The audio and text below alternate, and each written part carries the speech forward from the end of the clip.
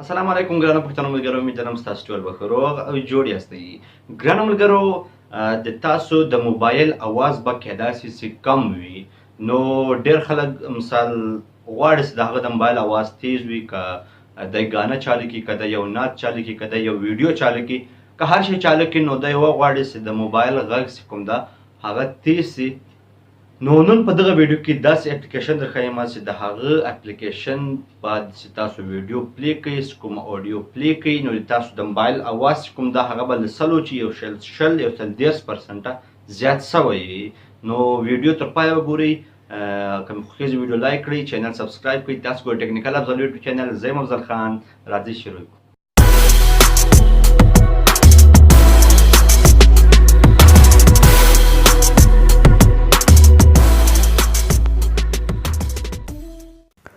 ګرانو ملګرو، که څوک غواړي چې د موبایل غږ چې کوم ده، د کوم اواز چې دی پلی کړي، له کوم ویډیو له اډیو له هر شی چې دی پلی کړي، د ده هغه اواز چې کوم ده هغه زیات شي، د هغه لپاره ما نن یو اپلیکیشن تاسو ته راوړی ده. صحیح ده. دغه یو اپلیکیشن د میکس والیوم بوسټر په نامه یو اپلیکیشن ده، خو دلته یو ضروري شی چې تر مخکې تاسو درښکاره کړم هغه ده تر ټولو ضرور شی ده چې مثال زه تاسو ته خامخا درښکاره کړم. Playing audio at high volume might damage your hearing or broke your speaker.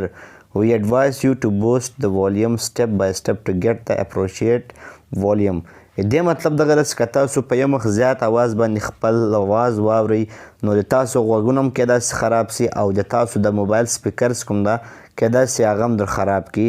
نو د موږ تاسو ته دغه نصیحت ده چې دا تاسو کوم اواز ده هغه په سوکه تیز کړئ او خپل د اواز د هغه تیز کړئ.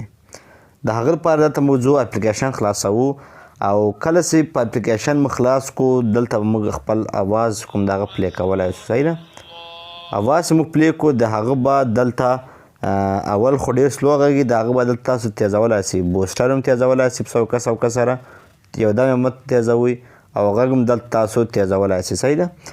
دغه دوه شیان باندې تاسو غږونه تیزولی شئ. صحیح ده.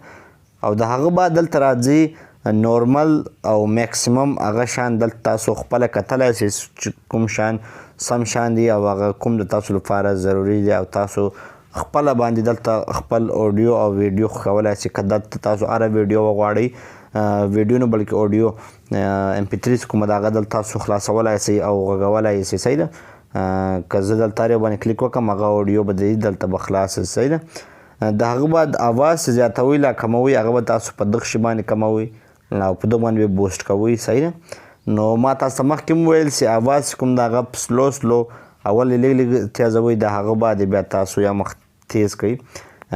دلته اول لیکلي نارمل، دوم د 100%، یو 150، یو 160، او میکسیمم یعنی یو مخ زیات به وي چې کیدای شي چې د تاسو غوږونه در خراب کړي. نو ما تاسو ته دغه اډوایس ته که اول اورئ نو په خالي په نارمل باندې واورئ، که بیا یو مخ تاسو تیز اواز خوند درکوي په 100 باندې واورئ، تر دغه نه زیات مه اورئ، کیدای شي تاسو ته څه مسله جوړه کړي لا تاسو غوږ ته.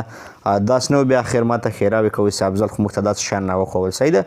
دا یو شی درښیم ستاسو د خوښې لپاره. صحیح ده. نو که مې ویډیو خوښېږي ویډیو لایک کړئ، چینل سبسکرایب کړئ، له نورو ملګرو سره ویډیو شیر کړئ چې هغه هم له دغه شي چې فایده واخلي او په استعمال یې پوه شي. ډېره مننه. د الله په امان.